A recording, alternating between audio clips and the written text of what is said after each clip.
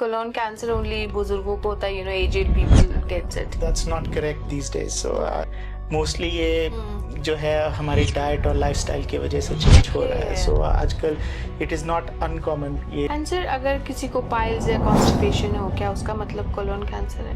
नहीं, definitely not. जो lifestyle है वो ठीक नहीं है तो कोलोन कैंसर के रिस्क बढ़ेंगे. लाइफस्टाइल जैसे कि अल्कोहल का कंजम्पशन, एक्सेसिव अल्कोहल का कंजम्पशन, स्मोकिंग, फिर डाइटरी हैबिट. आप एक्सरसाइज नहीं कर रहे हैं और आपका वेट बढ़ रहा है तो वो भी एक कोलोन कैंसर का है. तीसरा ये कि हर चीज़ के लिए एंटीबायोटिक ज़रूरी नहीं है. आजकल एंटीबायोटिक लोग बिना प्रिस्क्रिप्शन के ले लेते हैं. सर कोई सिंपल कोई टेस्ट है टू नो दिस?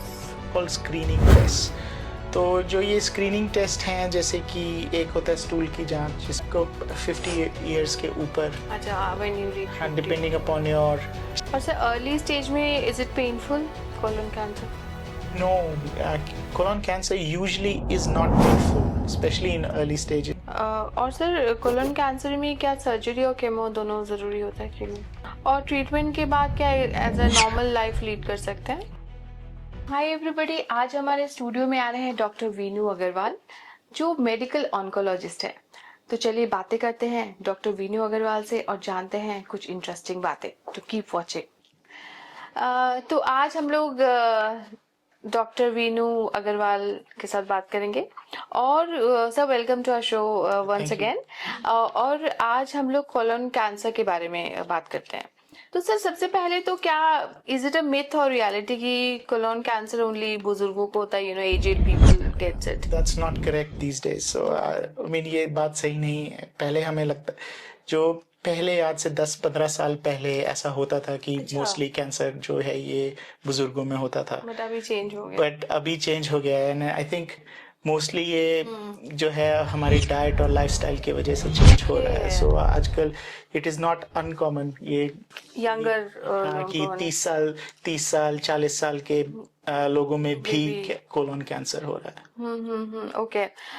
तो सर पर्टिकुलरली हम लोग दिल्ली एनसीआर में बैठे इसलिए मैं पूछ रही हूँ आपसे कि दिल्ली एनसीआर में अगर बैठ के हम लोग कौन से हैबिट को चेंज कर सकते हैं to I think colon cancer is largely habit related cancer. कि अगर आपकी जो लाइफस्टाइल है वो ठीक नहीं है तो कोलोन कैंसर के रिस्क बढ़ेंगे. लाइफस्टाइल जैसे कि अल्कोहल का कंजम्पशन, एक्सेसिव अल्कोहल का कंजम्पशन, स्मोकिंग, फिर डाइटरी हैबिट्स. आजकल फास्ट फूड का ज़माना आ गया है तो और टेक अवे, हाँ स्विगी जोमेटो टेक अवेज ये सारी ठीक है. इजी हो गया ना सर लाइफ. घर का खाना और वो साग और वो सब चीजें, हरे पत्तेदार सब्जियां जो कि नॉर्मली हम लोग बोलते रहते थे और घर में बनती भी थी वो आजकल नहीं, जेंजी लोग नहीं खाते. तो वो वाली चीजें जरूर, वो वाली चीजों का फर्क पड़ रहा है.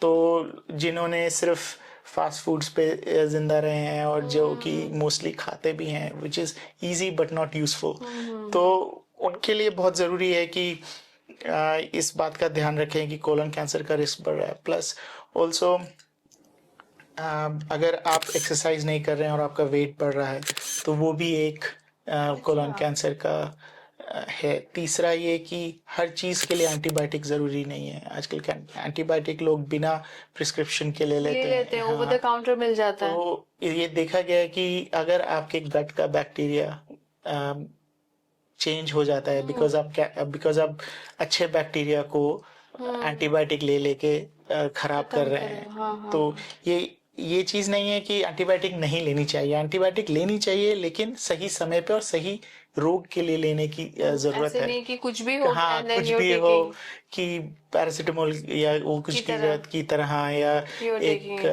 टॉफी की तरह. हाँ.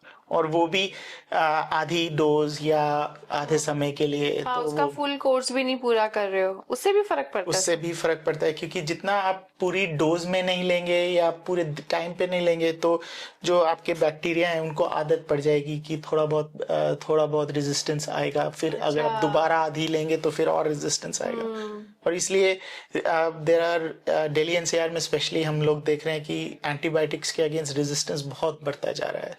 थोड़ा कुछ, and one of the reasons is कि there is indiscriminate use and specially सब लोगों को लगता है कि अच्छा मुझे पता है, आधी नॉलेज बहुत खराब है, तो उनको लगता है कि पिछली बार ये वाली टैबलेट दी थी तो इस बार भी यही चलेगी, and it's not necessarily true कि वही टैबलेट ले रहे हो without any prescription and definitely, and then parents start treating their kids with they will give them, हाँ कि लेकिन वो डॉक्टर बन जाते हैं। हाँ उसको डायरिया था पुराना तो ये मिला प्रेस्क्रिप्शन था, निकालेंगे, अच्छा ये दिया था, फिर से वही हो डबल तो इसलिए इट इज वेरी इंपॉर्टेंट कि हर बार अगर कोई इन्फेक्शन हो या खांसी हो, जुकाम हो, तो पहले तो हर बार एंटीबायोटिक की जरूरत नहीं होती, लेकिन अगर जरूरत है भी तो वो डॉक्टर की सलाह से ही लें। ओके। एंड सर, अगर किसी को पाइल्स या कॉन्स्टिपेशन हो, क्या उसका मतलब कोलोन कैंसर है? नहीं, definitely not. So piles and constipation can be again lifestyle related. अगर आपको स्ट्रेस है, अगर आपको कॉन्स्टिपेशन रह रही है, तो आप पानी ठीक नहीं पी रहे हैं, एक्सरसाइज ठीक से नहीं कर रहे हैं, या आपका वेट ज्यादा है, तो वो सब चीजें भी होता है मेरे ख्याल से पाइल्स ना। पाइल्स हेरिडिटरी नहीं होता नहीं होता, लेकिन ये है कि आपकी टेंडेंसी बनने की हो सकती है, तो उसके लिए आपको जरूरी है कि आपका लाइफस्टाइल ठीक हो। बट कैंसर के सिम्टम हो सकते हैं कि आपको कॉन्स्टिपेशन होना शुरू हो जाए, लेकिन हर कॉन्स्टिपेशन का मतलब ये इज नॉट नेसेसरी आपको कैंसर है। जांच ठीक जरूरी है, सही ट्रीटमेंट जरूरी है। Constipation is not a good thing to have because it also affects it can affect a lot of things exactly. Sir, कोई simple कोई test है to know this cancer? So cancer का जो आजकल there are lots of tests that we can do to find out whether there is cancer or not. They are called screening tests. तो जो ये screening test हैं, जैसे कि एक होता है स्टूल की जांच, जिससे पता लगाता है ब्लीडिंग हो, माइक्रोस्कोपिक ब्लीडिंग है कि नहीं, और वो बताता है कि then there are further test कि आप कोलोनोस्कोपी या सिग्मोइडोस्कोपी कराएं, स्कोप्स कराएं। और ये जो है आपको 50 इयर्स के ऊपर, हाँ, depending upon your cancer risk आप करा सकते हैं। अगर आप सिर्फ स्टूल की जांच करा रहे हैं तो आप वो ईयरली करा सकते हैं। अगर आप सिग्मोइडोस्कोपी करा रहे हैं तो डिपेंडिंग अपॉन योर रिजल्ट्स हर 5 साल में, और अगर आप कोलोनोस्कोपी करा रहे हैं तो हर 10 साल में करवा सकते हैं। दैट दिस इज अज्यूमिंग कि सब कुछ नॉर्मल आ रहा है। राइट। अगर कोई प्रॉब्लम आ रही है या जैसे आपको पॉलिप या कुछ आ रहा है तो फिर वो चेंज हो जाती है। तो इसलिए सही जानकारी के लिए जरूर संपर्क करें ताकि राइट। हाँ, आपका नंबर है तो anyone can contact. Sir, gas, bloating या टॉयलेट हैबिट चेंज, ये भी क्या सिम्टम्स है? सो ये सिम्टम्स हो सकते हैं, बट दैट जस्ट बिकॉज ये हैं डजंट मीन ये कैंसर है। मतलब लेकिन अगर बहुत चीजों के सिम्टम्स हो सकते हैं। ये बदहजमी के भी जैसे कि सिम्टम्स होते हैं, सिंपल बदहजमी के हो सकते हैं, एसिडिटी के हो सकते हैं, और अदर चीजों के भी हो सकते हैं। लेकिन अगर कैंसर है तो ये वाले सिम्टम्स भी आते हैं। तो इसलिए कैंसर पेशेंट्स को ये सिम्टम्स दिखते हैं, मगर ये इसका मतलब ये नहीं है कि हर जने को जिसको ये सिम्टम्स हैं उसको कैंसर होगा। और सर, अर्ली स्टेज में is it painful colon cancer?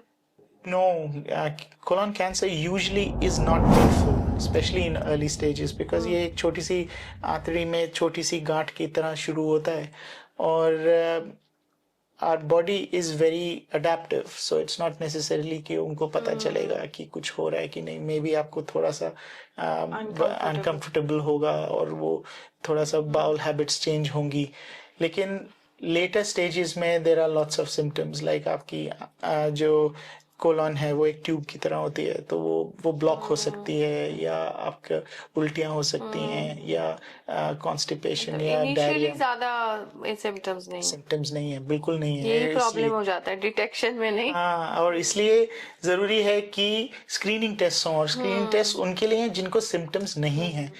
अक्सर हम सुनते हैं कि यार मैं तो ठीक हूँ, मुझे क्या करवाने की जरूरत है। आप ठीक हैं, इसीलिए टेस्ट कराने की जरूरत है, वो भी सही टेस्ट और सही टाइमिंग पे।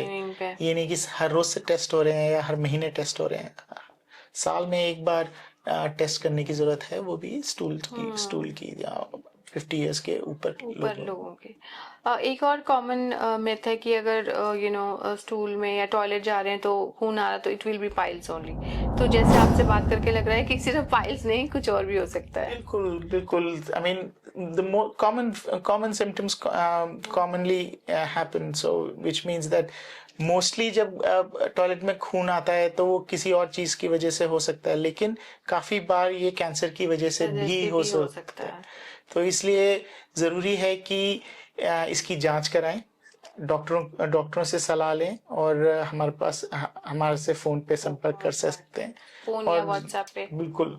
और अगर ज़रूरत है तो फिर उसके बाद हम आगे जांच पे देख सकते हैं कि क्या क्या क्या और करने की ज़रूरत है भी कि नहीं। ये है। सब राइट। ये सब देख के, बात करके, तभी उनको पता एग्जामिन करके फिर ही पता लगा पता सकते हैं क्या क्या करने की ज़रूरत है और क्या नहीं।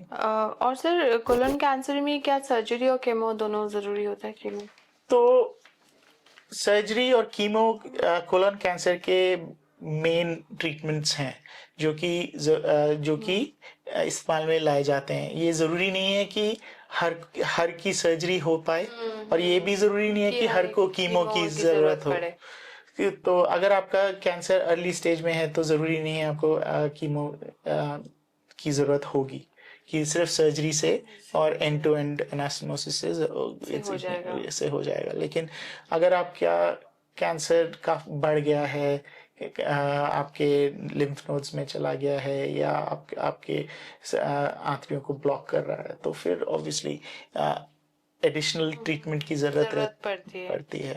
उसी तरह अगर आपका कैंसर बहुत फैला हुआ है तो सर्जरी आपको नहीं क्योर करेगी, आपकी नहीं यूजफुल होगी, तो फिर सिर्फ सिस्टमिक ट्रीटमेंट यूज करते हैं। और ट्रीटमेंट के बाद क्या as a normal life lead कर सकते हैं? बिल्कुल। I mean if you are being treated at an early stage, if you are caught at early stage, आपके कोई सिम्टम्स नहीं थे, आपने स्क्रीनिंग कराई और उसमें छोटा कैंसर निकला, तो then that is you can just go and live your normal life after the treatment.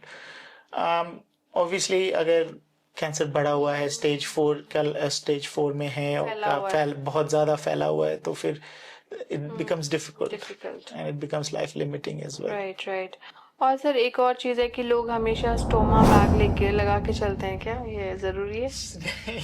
Stoma bag जो है अनफॉर्चुनेटली उन केसेस में है जिनकी आंतड़ी बैक टू बैक नहीं जोड़ी जा सकती। कैंसर फैला हुआ था तो आपको उस समय, या ब्लॉकेज थी तो उस समय के लिए यूज किया कि आंतड़ी बाहर निकाल दी, और फिर हमने कीमोथेरेपी से कैंसर घोला, और फिर उसके बाद दोबारा अंदर आंतड़ी कर दी। आप परमानेंट कोलोस्टमी है बिकॉज कैंसर इतना फैला हुआ है। उन चीज़ों से कोलोस्टमी बैग और कोलोस्टमी ये वाली सर्जरियों से बचने के लिए I think it is very important screening exactly, very important. तो सर लोग आपके पास अक्सर कौन से स्टेज पे आते हैं? अनफॉर्चुनेटली हमारे पास जो मोस्टली पेशेंट्स आते हैं वो स्टेज 3 या स्टेज 4 में आते हैं। इतना लेट आते हैं बिकॉज वन, स्क्रीनिंग लोग नहीं कराते हैं, और 2, कैंसर के अपने कोई ऐसे सिम्टम नहीं है कि आपको पता ही नहीं चलता, उनको पता ही नहीं चलता कि कैंसर है। और स्पेशली अगर आपके यंग में हो रहा है, यंग स्टेज में हो रहा है, और आपकी लाइफस्टाइल वैसी नहीं थी जैसी आप चाहेंगे। कई लोग डिनाइल में भी रहते हैं कि इट कैन नॉट, कैंसर मुझे हो ही नहीं सकता, इस टाइप से। और हमने ये भी देखा है कि लोगों को लगता है अंदर से कि हाँ शायद कुछ गड़बड़ है, लेकिन उनको लगता है कि अगर जाएंगे तो कैंसर निकलेगा, तो नहीं जाते हैं। तो उससे प्रॉब्लम ये रहती है कि कैंसर अपने आप ही अंदर बढ़ता रहता है। तो एंड देन से लोग टाइम वेस्ट भी करते हैं कोएक्स के पास जाके, ये जो जड़ी बूटी आयुर्वेदिक, आई डोंट नो, ये आयुर्वेदिक देखिए ऐसा है कि it's a controversial topic, it's difficult to, it's not proven, और it's you can not disprove it और प्रूव इट। क्या डाइट और रूटीन जो हमारा लाइफस्टाइल है बदल के हम इसको प्रिवेंट कर सकते हैं सर? लास्ट में यही पूछना चाहूंगी। बिल्कुल, I think it's very important, diet plays a very important role कि आपकी गट हेल्थ कैसी है। कि रिसर्च हैज शोन कि अगर आप रेगुलरली सही मील्स खा रहे हैं, यू कैन हैव योर, सही मतलब कम खाना ना, नॉट नेसेसरीली सही, मतलब सही बैलेंस डाइट, मतलब कार्ब्स, प्रोटीन और सारा कार्ब, प्रोटीन्स और ग्रीन लीफी वेजिटेबल्स। आप कॉन्स्टिपेशन से अपने आप को बचा रहे हैं, पानी ठीक मात्रा में पी रहे हैं, शुगर कम, और ये सब। Sugar is not necessarily come, sugar is not necessarily causing cancers. Okay. Yes, so sugar की मात्रा आपको अपने एक्सरसाइज के हिसाब से लेनी चाहिए कि आपका वेट सही उसमें रहे. अगर डायबिटीज है तो ऑब्वियसली कम लेनी चाहिए. लेकिन सर्जरी में सॉरी कैंसर में not necessarily you need to cut your sugar down. You have to maintain it in the right Okay. balance. This is also necessary. Okay.